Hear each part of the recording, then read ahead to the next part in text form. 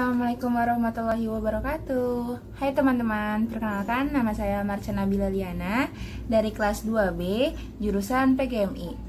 Pernah gak sih kalian kepikiran kalau sekolah itu menjadi satu-satunya sumber belajar bagi anak-anak? Pada nyatanya sumber belajar bagi anak-anak bukan hanya di sekolah loh, melainkan juga ada di keluarga. Maka karena itu, di sini saya akan menjelaskan tentang keluarga menjadi sumber belajar bagi anak-anak. Lanjut ke pembahasannya ya. Keluarga sebagai sumber belajar. Pengertian keluarga. Keluarga adalah bagian kecil dari masyarakat dan memiliki keterkaitan seperti hubungan darah, perkawinan, atau adopsi yang tinggal dalam satu rumah dan saling berinteraksi serta memiliki peranan dan tanggung jawabnya masing-masing. Peran keluarga.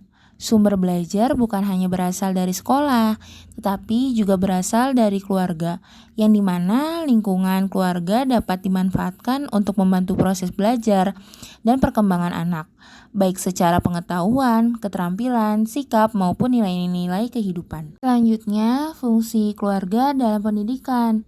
Fungsi keluarga dalam pendidikan itu ada 4. Pertama, fungsi edukatif. Kedua, fungsi sosialisasi. Ketiga, fungsi protektif. Dan yang keempat, fungsi afektif. Faktor yang mempengaruhi anak dalam proses pembelajarannya, yang pertama tentunya ada pola asuh dari orang tua. Kedua, keteladanan dalam perilaku. Ketiga, komunikasi keluarga. Keempat, ketersediaan sumber belajar. Kelima, keterlibatan orang tua.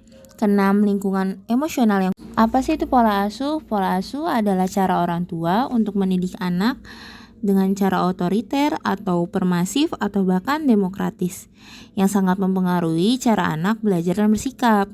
Pola asuh yang terbuka dan komunikatif mendorong anak untuk aktif bertanya dan berpikir kritis. Yang kedua, keteladanan dalam berperilaku.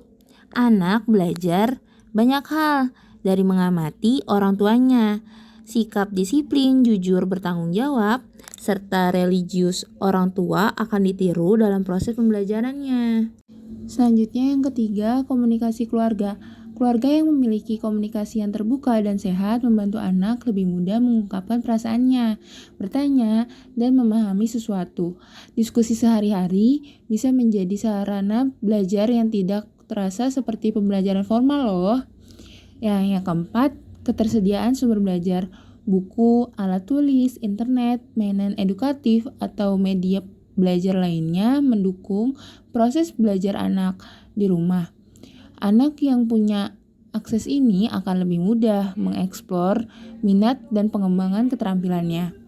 Dan yang kelima, keterlibatan orang tua. Saat orang tua terlibat dalam belajar atau aktivitas anak, misalnya mendampingi anak mengerjakan PR, membaca buku bersama, atau bercerita, anak merasa dihargai dan termotivasi. Ini juga bisa membangun rasa percaya diri anak loh. Yang keenam, lingkungan emosional yang kondusif. Keluarga yang penuh dengan kasih sayang, dukungan, dan perhatian membentuk anak yang lebih tenang dan siap menerima pembelajaran. Sebaliknya, lingkungan yang penuh konflik dan tekanan bisa menghambat proses belajarnya anak. Yang terakhir, nilai dan norma keluarga. Keluarga menanamkan nilai-nilai moral, agama, dan sosial yang menjadi dasar sikap pandangan anak terhadap dunia. Nilai ini juga menjadi bagian dari proses belajar jangka panjang. Kesimpulan yang dapat kita ambil adalah keluarga merupakan sumber belajar yang tidak kalah penting dari sekolah maupun lingkungan. Karena keluarga merupakan tempat pertama bagi seorang anak belajar dengan cara mengamati dan meniru kedua orang tua mereka. Oleh karena itu, pentingnya peran orang tua dalam proses belajar dan perkembangan karakter anak. Nah, gimana? Kalian jadi tahu kan kalau misalkan belajar itu bukan hanya ada di lingkungan sekolah, tetapi juga ada di lingkungan keluarga, seperti ibu yang bawel atau adik yang cerewet.